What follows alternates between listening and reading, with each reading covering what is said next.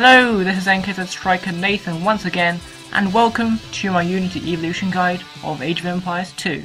After my first video, when I talked about the militia to the champion Unity Evolution, I've decided to kind of alter the format of it a bit and add a little more information in it as well. So I hope you enjoy this and find it very useful as well. Today we will be looking into the Spearman unit and what it can be upgraded to, but let's have a look at this weapon's history first. Spears are one of the earliest weapons used, then consisting of a crude shaft of wood, sharpened at first, and later a more durable material would be attached to the end, such as bronze or flint. Throughout history, men armed with spears have been deployed in battles, from the Greek phalanx to the introduction of gunpowder warfare where pikemen would protect musketeers when reloading. Spearmen were used very defensively, generally to counter cavalry attacks, as horses would not charge at a bristling spear wall. These weapons are arguably one of the most commonly used weapons of all time due to their cheap cost to make and distribute. In game, the Spearman and his two successors are created in the barracks, requiring only 25 wood and 35 food. These units, along with the light cavalry units and the skirmishers, are known by many as trash units, due to the fact that they cost no gold at all, so they sometimes form the bulk of a player's army when gold becomes scarce in late game. While they are relatively strong in bulk only to light and heavy cavalry, such as hussars and knights, and also war elephants, they lack effectiveness against most other units, like swordsmen and ranged units. There are three units in the anti-cavalry Spearman evolution line: the Spearman, the Pikeman, and the Halberdier. Spearmen are available in the feudal age. They have 45 HP and 3 attack.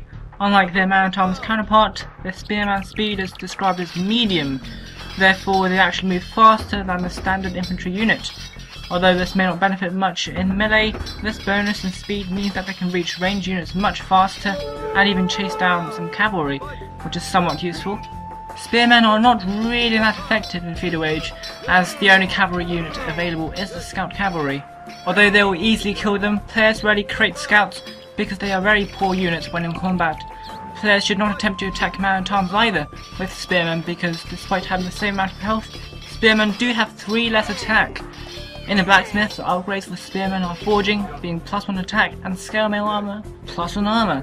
Usually there is little conflict using Spearmen, as scout cavalry are not used as a combative unit very much, other than village harassment and exploration. In the castle age, Spearmen can be upgraded to the Pikeman. This upgrade costs 215 food and 90 gold. It is in this age where matches may see lots of pikemen being used against knights. The pikeman is a formidable counter against knights, the only heavy cavalry unit available from almost all civilizations in this age, as they are able to do up to 26 damage to an unupgraded knight. Pikemen have 55 HP and 4 attack, and are available to all civilizations except the Turks. Castle Age blacksmith upgrades include iron casting and chainmail armor, providing +1 attack and +1 armor, which makes them more resilient to knight charges. Although pikemen would lose in 1v1 combat against them, their cost effectiveness means that in groups they can be very deadly to all cavalry units, including the war elephant. Players should take advantage of their cheap cost to create to mass large numbers of these units. The Halberdier upgrade for the pikeman in the Imperial Age is available to some civilizations, with the exception of the Aztecs, Mongols, Saracens, Turks, and Vikings. Costing 300 food and 600 gold, this upgrade increases HP to 60 and attack to 6. This may seem very poor for an Imperial Age unit, but Halberdiers are by no means any ordinary unit. Only 2 Halberdiers, which will lose to other infantry units, can effortlessly take on an enemy paladin and kill it. And here these are post-Imperial Japanese Halberdiers and post-Imperial Frankish paladins, because Franks have the best cavalry in the game and Japanese have the best Halberdiers in the game, and I'll explain later on why. So with the blacksmith upgrades, plate mail armor and blast furnace purchased, it provides one with +1 armor and +2 pierce armor and +2 attack. These anti-cavalry units perform best when the player is playing as the Japanese, as infantry can attack 25% faster than the normal rate. Some civilizations that do not have halberdiers available still have good bonuses for infantry, so their pikemen can still be lethal in imperial battles. AZTECS, for example, can research GARLAND wars, increasing infantry attack by a whopping +4, so pikemen can do 8 attack instead of 4. So what about post-imperial Japanese halberdiers against post-imperial Aztec pikemen? Well, as you can see here, I've set up a scenario where I have a Japanese halberdier against an Aztec pikeman, And at the moment, it looks like the Halberdier is going to win this. And with just 6 HP left, so that's pretty close. And now, let's test both of these against Frankish paladins. And they're obviously going to lose, both of them are going to die. But let's see how much damage they can do before they die. So that's 44 HP, and then 125 HP there. So obviously the Japanese Halberdier did better than the Aztec Pikeman. But there is another civilization that has pretty good pikemen as well. Perhaps even the Vikings can be a good civilization. As infantry will gain plus 10% hit points in the feudal age, plus 15% hit points in the castle age, and plus 20 hit points in the imperial age. So in the imperial age, pikemen will have 66 HP in comparison to the standard Halberdier's 60.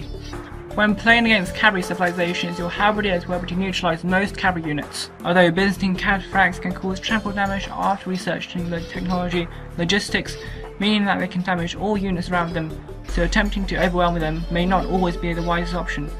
Additionally, Persian war elephants, regardless of their upgrades, will always do trample damage.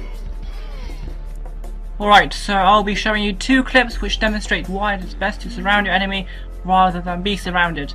Now, this applies to all units in Age of Empires, but I chose the anti-cavalry class for a good reason. Now, Halberdiers are anti-cavalry units, and cavalry units have a much higher surface area to attack than infantry. In other words, more infantry units can simultaneously attack a war elephant than, let's say, a champion. So here we see fully upgraded Halberdiers being surrounded by cavalry, elite war elephants and elite cataphracts fully upgraded as well. The Halberdiers can do a pretty good job at killing them, but the numbers are dwindling as well and they will be defeated. This is because at the start the Halberdiers had a smaller surface area to attack, so less Halberdiers could attack at the same time.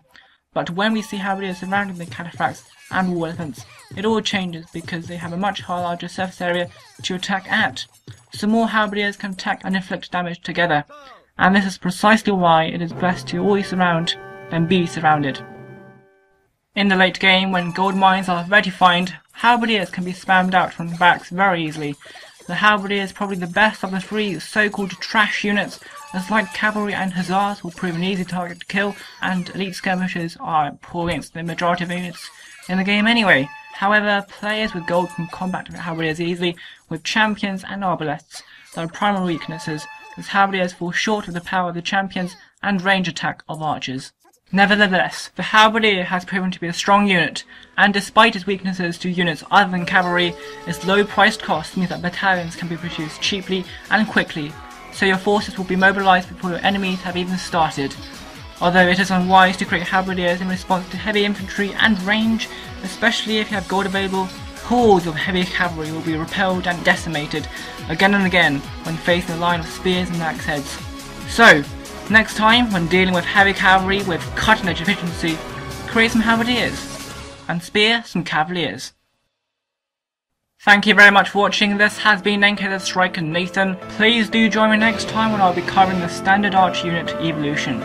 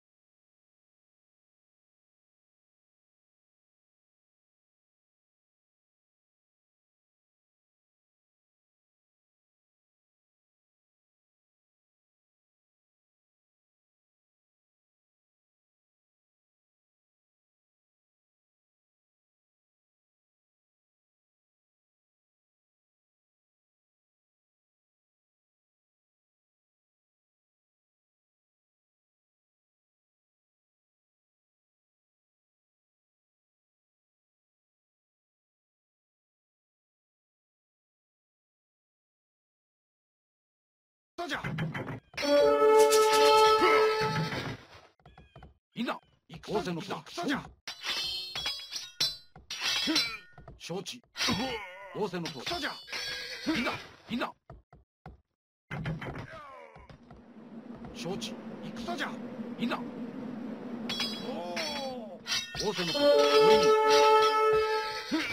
戦じゃ。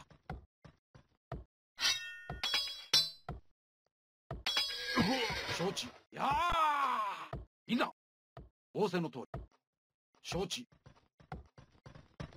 仰せのとおり。